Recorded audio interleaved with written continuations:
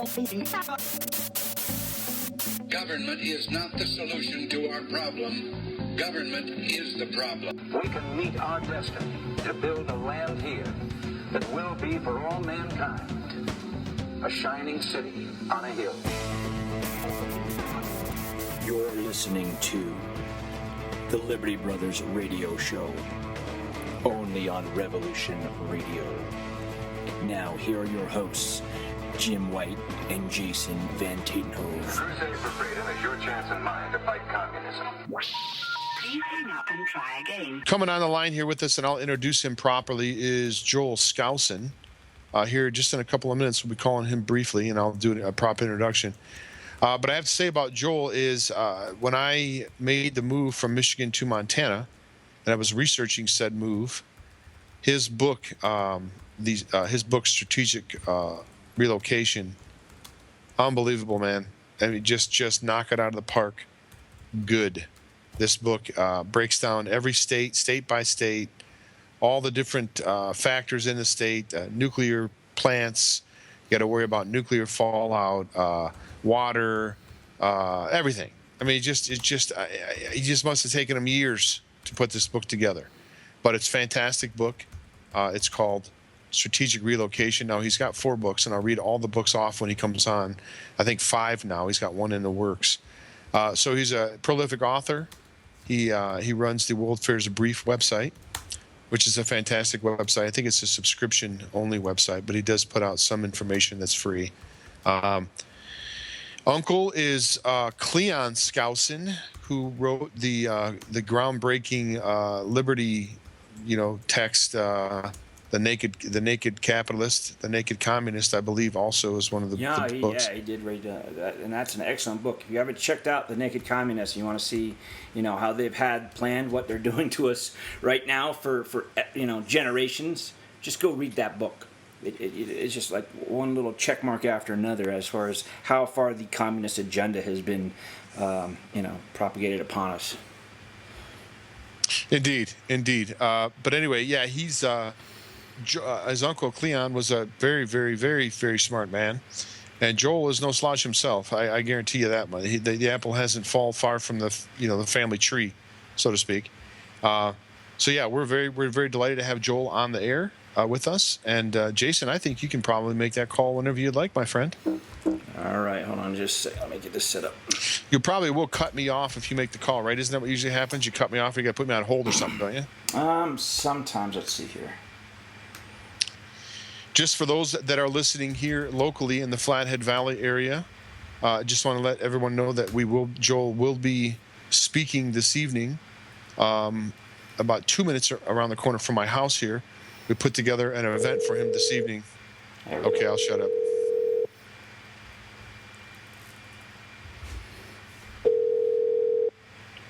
Hi, Jim. Hey, Joel. Hi, this is Jim and Jason. You're live on the air here with the Liberty Brothers. How are you today? Good. I'm just fine. Excellent. Let me give you a proper introduction here. Joining us on the line is Joel Skousen. Joel is a political scientist by training, specializing in the philosophy of law and constitutional theory, and is also a designer of high-security residences and retreats. He has designed self-sufficient and high-security homes throughout North America and has consulted in Central America as well. His latest book in this field is Strategic Relocation, North American Guide to Safe Places, and is active in consulting with persons who need to relocate for security and increased self-sufficiency. He also assists people who need to live near a large city to develop contingency retreat plans involving rural farm or recreation property. Joel was raised in Oregon and later served as a fighter pilot for the U.S. Marine Corps during the Vietnam era prior to beginning his design firm, specializing in high-security residence and retreats. During the 80s, he took a leave of absence to serve as the chairman of the Conservative National Committee in Washington, D.C., and currently served as executive editor of Conservative Digest. For 2 years, he published a newsletter entitled The World Affairs Brief, and has served as a senior editor of Cogitations, a quarterly journal on law and government. Almost done here for you, Joel. The World Affairs Brief is now back in publication and is available as a weekly email newsletter or in a monthly print edition. He's the author of 4 books, 1 on law and government and 3 on special Design Innovations in Security Architecture. The name of Joel's books are Essential Principles for the Conservation of Liberty, The Secure Home, Architectural Design, Construction, and Remodeling of Self-Sufficient Residences and Retreats, How to Implement a High-Security Shelter in the House, and the landmark, Strategic Relocation, North American Guide to Safe Places. And right now you have a book called Foundation of the Idea States in the works. Boy, after that lengthy bio, Joel Skousen, thanks so much for joining us on the Liberty Brothers. My pleasure. It's good to be up here in the Flathead Valley with you guys. Well, we're delighted to have you. And, Joel, we're so thankful that you're taking the time out of your busy schedule to speak to us here this evening in a couple of hours. And we're delighted to have you. Joel, I have to say, first of all, thanks for joining us. And I'm with my broadcast partner, Jason.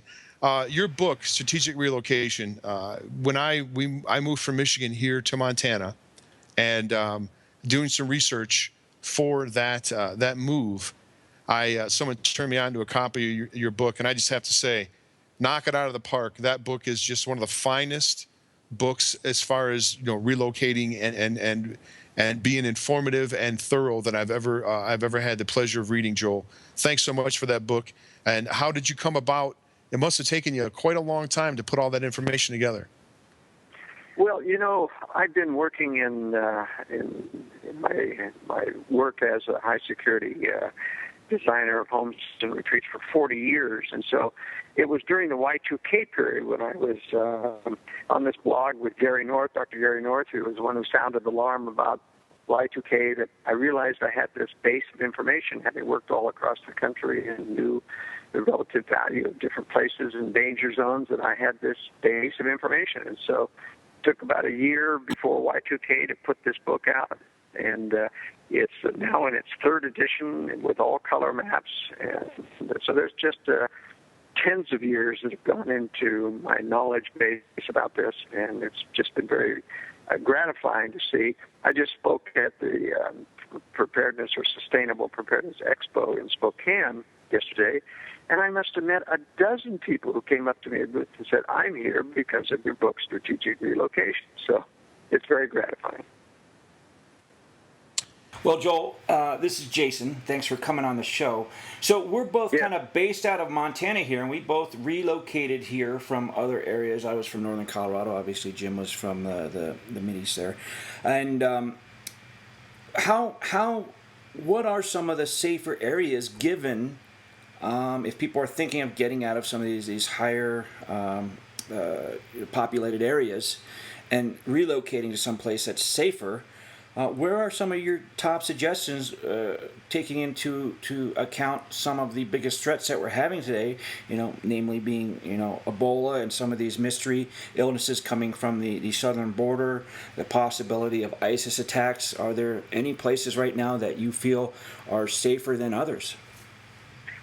Well, first of all, there are a variety of different threats. Very few of the threats are, shall we say, dangerous in a long-term situation. Because, if you have an earthquake in California, the rest of the country comes to the rescue, and you can get other things ordered in to make repairs. But when you have national-sized threats, like if there were a major plague like the Spanish flu or what Ebola, pretends to possibly be, the biggest danger is population density. In a war, for example, where there's an EMP strike that precedes a nuclear strike on American military forces, which I'm predicting sometime in the next decade with Russia and China, that would be total chaos within the cities. And so that's the major danger, is to be prepared to be out of the cities when those things come, or to have an exit plan to get out of the major cities, because people simply cannot take care of themselves or sustain themselves when everything depends on government supply of water, electricity, and a constant supply of food coming into a city. There's just no way people can be self-sufficient in major metropolitan areas. And perhaps that's what the government means by forcing people into higher urban areas. They want people to be dependent. And so you take something like the Flathead Valley, or many parts of Idaho and Utah, which get a 5-star rating in strategic relocation. Montana has a 4.5-star rating. there is a major nuclear target here in above Great Falls. Unfortunately, the winds, don't blow from there to here. But, this is a great valley in the sense that you've got agriculture, you've got forestation and trees at a low enough altitude that you can still grow the full range of crops out in the valley. And, you don't have enough population density to really be a threat. You've got a lot of people who have a preparedness mindset up here, as you do in Idaho and Utah, and that's a plus too. You don't find that same preparedness mindset in the East Coast. It's just an urban convenience mindset, and everyone's dependent on wanting to be near the big cities. But fortunately, out west, we have a different mindset.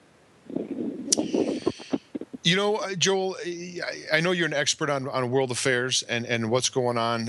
Certainly geopolitically, there perhaps is not many people that have their finger on the pulse like you do.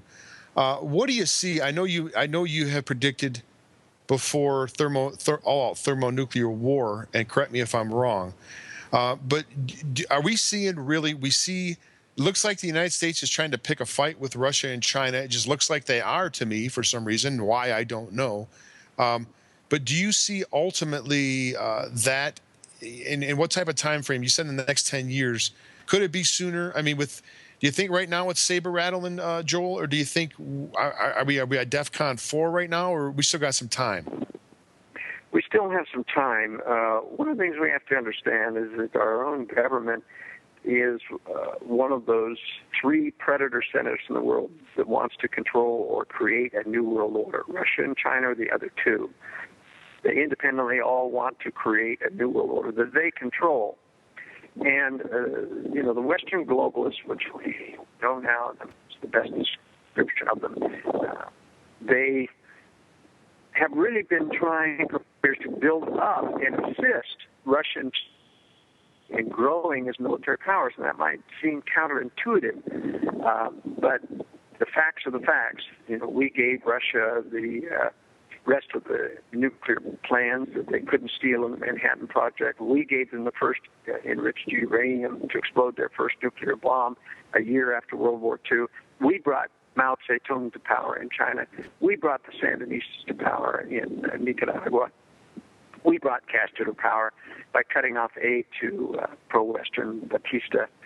So you see, we've been building up, as Dr. Stan Batista, as the best enemies that money can buy. And the whole purpose of that, ultimately, is to induce Russia and China to strike the West eventually.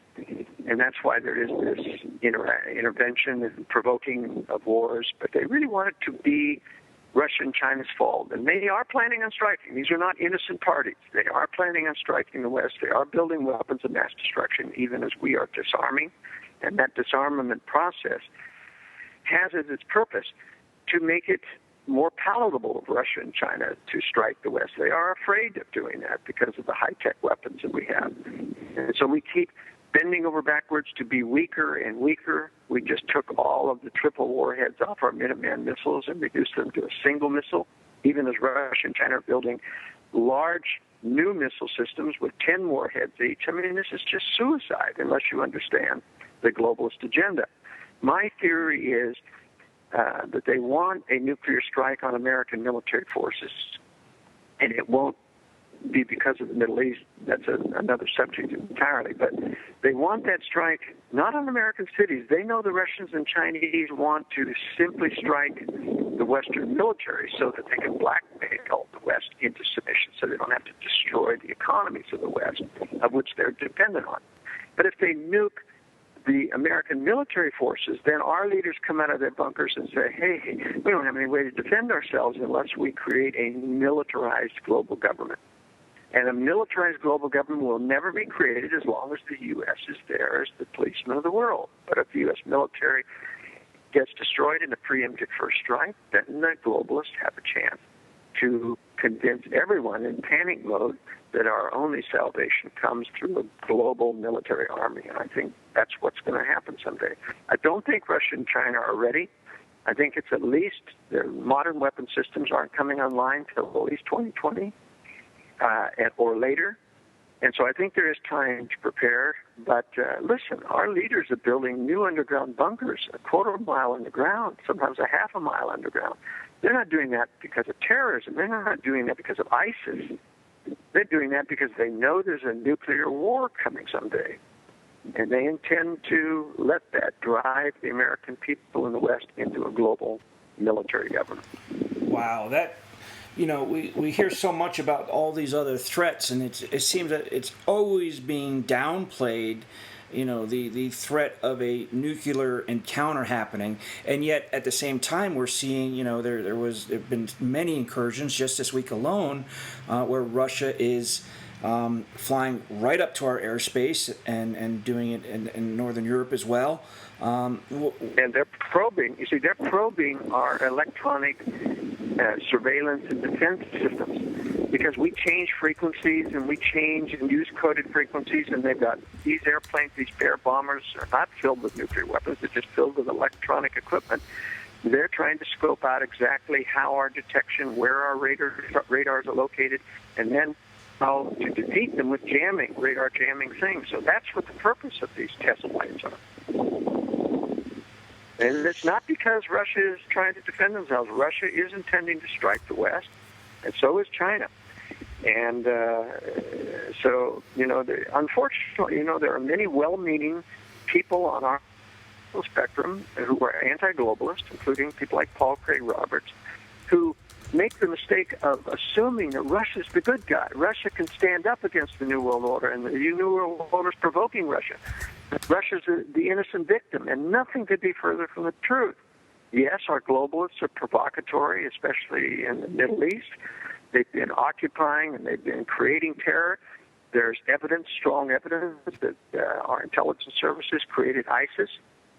And there's certainly only one explanation for how ISIS could come to be a major power within 6 months, and the U.S. not know about it. And the fact is they did know about it, and they let it rise.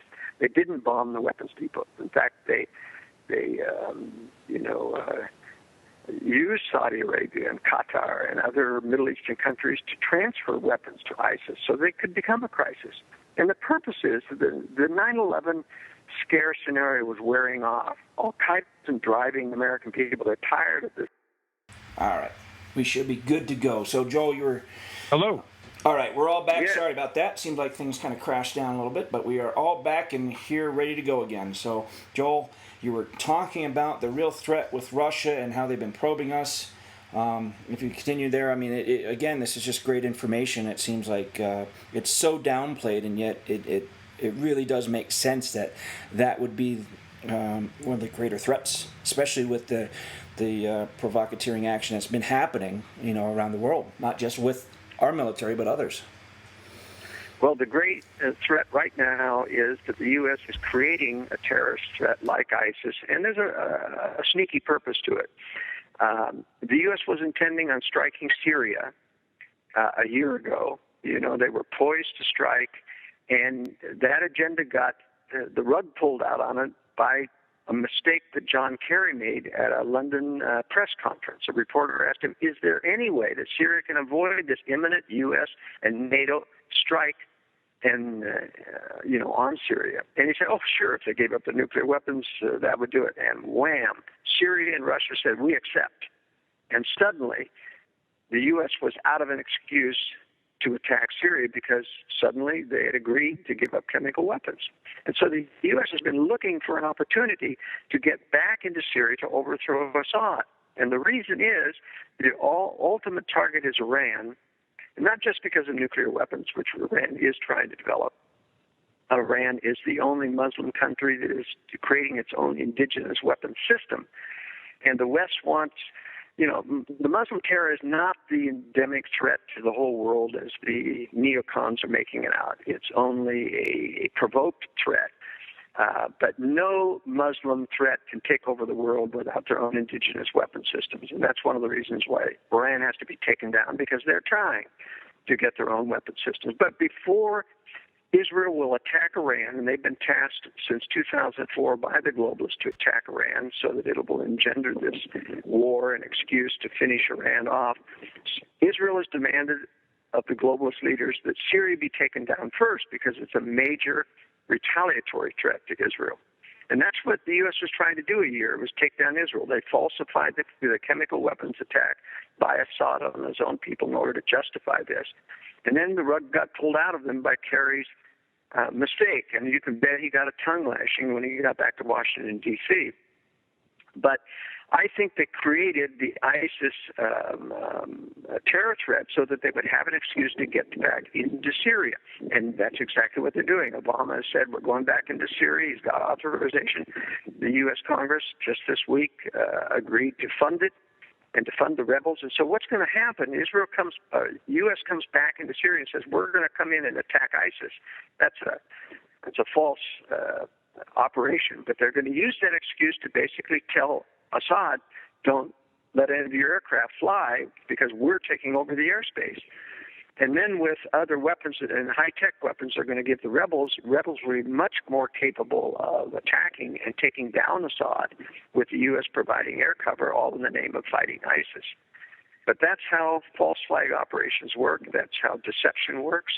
But it will not turn into World War III, in my opinion. Russia isn't ready to go to war against the West over Syria, over Iran. And the proof of the pudding is that if Russia wanted to stop the U.S. from coming into Syria, all they have to do is put 2 fighter attack squadrons, top-of-the-line Russian squadrons, into Syria in their air bases, and then say they're not coming in. And neither the Israelis nor the U.S. would come in. So you know that Putin isn't serious about stopping the takedown of Assad, because he does not deliver the S-300 missile defense system. He does not deliver the fighter weapons squadrons that would stop them. He lets it happen. Because Russia, is eavesdropping on all U.S. military communications, and they're trying to prepare for World War III by learning as much as they can about U.S. military operations and gaining intelligence that way. But it's my feeling that the big trigger event for World War III will be North Korea attacking South Korea. There has to be some reason to explain. Yeah. Hello? Oh, I think you're on to something with that. There's no doubt about it. See, there has to be a reason why the U.S. treats North Korea with kid gloves. It's the most predator nation in the world. It's the most abuser of human rights, and yet we say no regime change needed, no military option is on the table. Iran is a saint compared to North Korea, and yet we threaten them every year with annihilation. So there has to be reason to explain that, and I believe it's because the globalists know that China and Russia are going to use North Korea as the trigger for World War III, and they are helping preserve that trigger. Well, Joel, I've thought often, and I know you can certainly speak on this, and probably at length. That you see the dollar, the dollar's reserve currency status waning. It seems to be daily. There's more countries coming out doing bilateral trade agreements, and they're going around the dollar. Do you think that has anything to do in this whole geopolitical drama and soap opera? Of course, it's more important than that because people are losing their lives over it. Do you think that the imminent collapse of the dollar is any motivation behind the type of activities that these criminals that run things are perpetrating? I do not. In fact, I do not believe in the imminent collapse of the dollar, and I'll tell you why. It can't happen. First of all, the U.S. is 50% of the dollar market, period. That's not going away. An additional 25% of the dollar market, that's up to 75% now, is Europe. And they're not going to dump the dollar ever because they depend on the Fed to bail them out constantly with dollar loans. So they don't have any motivation to dump the dollar. And the third argument is that even with BRICS, that is Brazil, Russia, India, China, and South Africa, not trying to use the dollar hasn't budged downward one bit. Dollar has remained steady, if not, it's climbed. It's the ruble that has collapsed 4% in the past 2 weeks and so. In other words, there is no way to replace the dollar as the world's currency unless the U.S. were to devalue it by rampant inflation. And that's not going to happen. The Fed doesn't show any signs of exceeding the real inflation rate of 6 to 9%. They're claiming it's 2 to 3. That's because they don't want, gold and silver to rise. They keep manipulating the gold and silver markets down and the rate of inflation down. But the real rate of inflation is 6 to 9%, and it's been that way for 20 years. And so the Fed has been able to bail out this economy and others without exceeding a 10% inflation rate, and that's not hyperinflation. So the dollar isn't going down. Well, Joel, and there's no reason they can't keep doing this until war comes. Can they keep doing it in perpetuity? I mean, I keep hearing that it's just a matter of time before the nations of the world throw their hands in the air and go, no mas, no more dollar. Remember, look, all the nations of the world like dollar inflation, because they get to hide their own inflation under the dollar's inflation, and their currencies stay the same with the dollar. There isn't any currency out there that says we hate dollar inflation. Every government is inflating. Every currency is fiat, even China's. There's no gold-backed currency anywhere. And even if it were gold-backed, it means nothing unless it's gold redeemable. And there'll never be another gold redeemable currency because that's real. That really restricts government inflation when people can trade the bills in for gold if they start to print too many of them. So the point is, it doesn't have to happen. They can keep it going. Now, they can't keep it going indefinitely. I'm not saying that, because eventually the interest on the debt exceeds your ability to pay that. But that doesn't happen until after 2030. And I think what they're waiting to do is they know that they're going to provoke this World War III, and that will bring down the Western economies because of a nuclear first strike. But it's the war gives them cover. It's now not their fault. It's the war's fault. It's Russia and China's fault. And we're still your heroes. We come out of our bunkers and we say the solution is the new global government. We can have a new global currency. We can have a new global military, a global tax, and we can beat these Russians by joining together. And so you see, I think they're showing every sign to preserve and keep the dollar bailed out until war comes, and war gives them cover. Well, Joel, let me ask you this. If our biggest threat right now is nuclear war, how can those people that are just kind of starting to get prepared with their families and get more self-sufficient, what are some of the better steps they can take right now to try to prepare for something like that? Is there much they can do? I mean, if you can't afford to put in a bunker in the backyard, what can we do to prepare for something like that? Well, it actually is very survivable. I mean, the Russians are going to survive. The whole concept of the nuclear winter is bogus. It's not going to happen. Mount St. Helens blew its top, and it brought ash clear out to this area and stuff, but it's now become good fertilizer. That effect is gone. It didn't cloud the sun for years at a time. And so, the point is that only... you use the word bunker, and I never use that because a bunker implies a bomb shelter or a blast shelter. But unless you're within 5 miles of a nuclear target, you don't need a blast shelter. You don't need a bunker. You just need a safe room with a concrete overhead. And, we have a book out called the High Security Shelter Book. People can put one of those into a basement. If they do it themselves, the materials are less than $4,000, and people can afford that. It's not astronomical. I don't like underground bunkers out in the backyard because it comes in on a big flatbed truck. Everybody in the neighborhood sees it. You dig a big deep hole. They have a crane put that in, and it's got a hatch in your open backyard. And when you go to use it someday, you can bet all of your neighbors are going to be standing around that hatch waiting to get in with you. So I recommend that people do safe rooms or shelters inside a basement. So that the vent pipes are concealed within the house, so that you can conceal the room. It serves many other purposes. It's a safe room for a family during intrusion. It's a fireproof vault room, so that if the house burns down, the family has a place to, if they can't escape the house, to go to. It's a place to conceal your Second Amendment armaments, if you believe in that, which I do, and your food storage and other things against government confiscation someday, because they certainly, in a time of shortage, will view that as hoarding and come house to house looking to confiscate things like that. So I think it's important. And, I hate to say this in the United States of America, but there is clearly a move with NSA surveillance and the militarization of police to take down dissidents someday.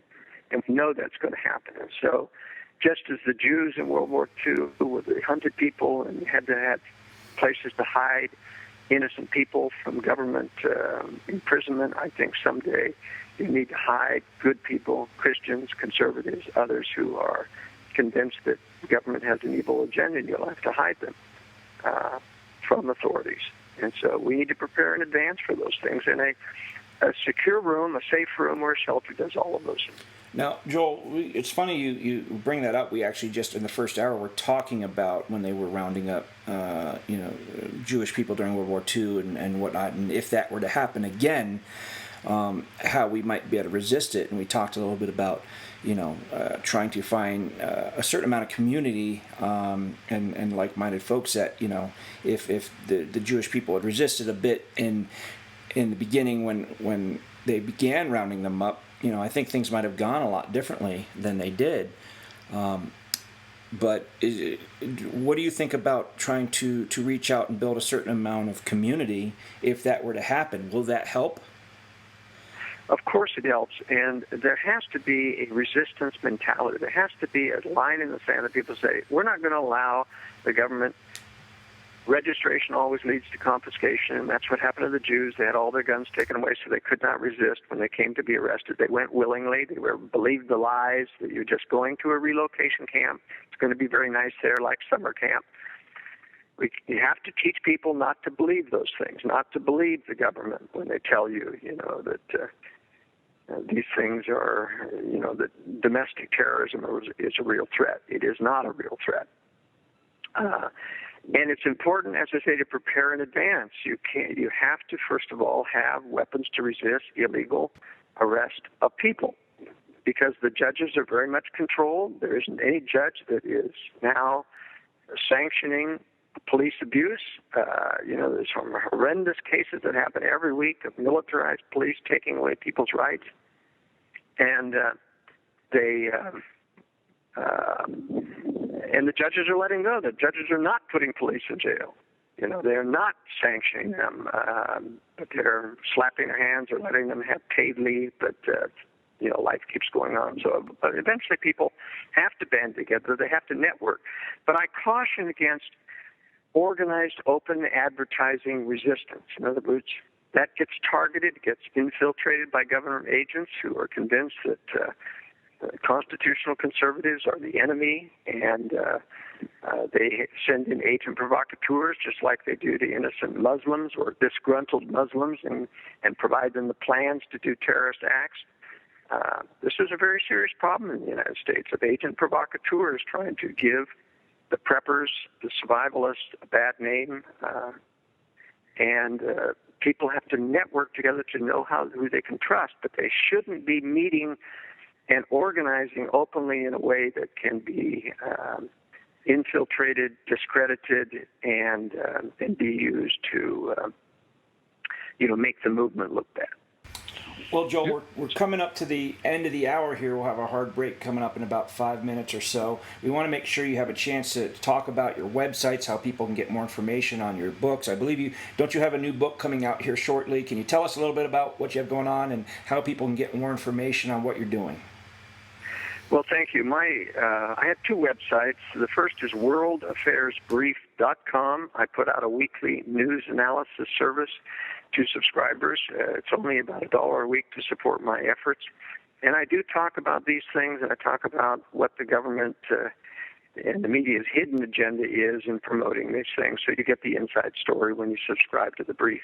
People listening can get a free sample of the brief before they subscribe by emailing me at editor@worldaffairsbrief.com. And my other website, joelskousen.com, Skousen is Skousen, has pictures and descriptions of all my books on preparedness. Because I believe as we fight for our liberty and fight to preserve it, we have to prepare for a takedown. Because frankly, we aren't winning. And the government isn't stopping the surveillance, even though they claim that they're only doing metadata. They're lying to us, and they're continuing to militarize police, even as they claim to be investigating it. Well, Joel, I'm going to ask you, and we will probably come here to the end of the show here briefly, and before, if that happens while we're talking here, thank you so very much for taking the time to join us, and I'll see you in a couple of hours, actually. My question for you is, finally, you hear about all this stuff, Joel, and I know you keep your finger on the pulse, and let me ask you flat out, are they going to get away with it? They've been trying to take over the world. People have been trying to take over the world for as long as there's been a world. Do you think that they're going to get away with it this time? Yeah, I do. I think that a nuclear attack on American military forces is the mother of all terrorist acts by government, and the resistance will just melt away. I mean, look at how they dissipated any resistance after 9/11, which I'll be very frank with you. We have the evidence. It was a government operation from beginning to end, including the hiring of terrorists and loading the buildings with explosives, which the terrorists could not have done. So I think they will get away with it. And Americans are generally asleep. I appreciate what you've done to help awaken people. I try to do that in my World Affairs Brief. But we do have to realize that if this war is coming, and I think it's inevitable because Russia and China are planning for it, no matter what our globalists do to provoke it, they're not an innocent party. And we have to be prepared to survive on the other side. And tonight in my speech to the group, which I hope you announce to your audience, I will be talking about what we can do to regroup and resist the New World Order after this nuclear war comes. But I don't think we're going to be able to avoid it. Now, Joel, when are you thinking that this nuclear war may break out? Are we talking days, months, maybe a few years down the road? No, I don't think, frankly, that Russia and China are ready, despite provocations, until the beginning of the next decade. And I'm not predicting a date. I'm just saying their weapon systems aren't ready till then. So I think we do have time to prepare. We have time to warn people, and we have time to make sure that we blame the government for letting this happen, because they're not going to warn the people. They're building bunkers, but they're not warning us to build safe rooms. Well, Joel, there's so many more things I could ask you about, and perhaps I will have a chance later on. But I've heard here that it's just a matter of time before this ISIS things. There's going to be an attack in the southern border, and I've heard where it's going to make a lot of people. There won't be an attack on the southern border. The reason is because the government has an agenda to keep the border open and keep Mexicans flooding in.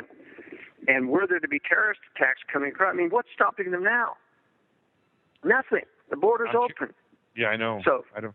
If there were a terrorist attack, the American people would call for that border to be sealed in a day.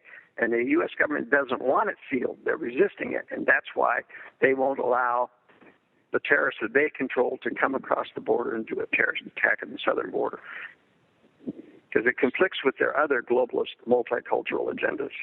Well, I can't argue with you. That does make sense now that you put it that way. I tell you one thing. It's great to have you on. Speaking about that, is there anything else? And we literally any moment this could cut us off here. Anything else that you wanted to say, Joel, before we let you go that you get a chance to talk about? No, I just appreciate what you said. Have you announced where I'm speaking? I haven't got the address myself yet. I did. We announced it before you came on. I made the announcement here on the air, and we put flyers out. It was in the paper today. So we're hoping to have a good turnout tonight. All right, okay, folks. Looking forward to it. Thank you so much for joining us, Joel. Good luck tonight. We appreciate you coming on. Thanks, folks. We'll be back on Wednesday. Thanks for listening. Good night.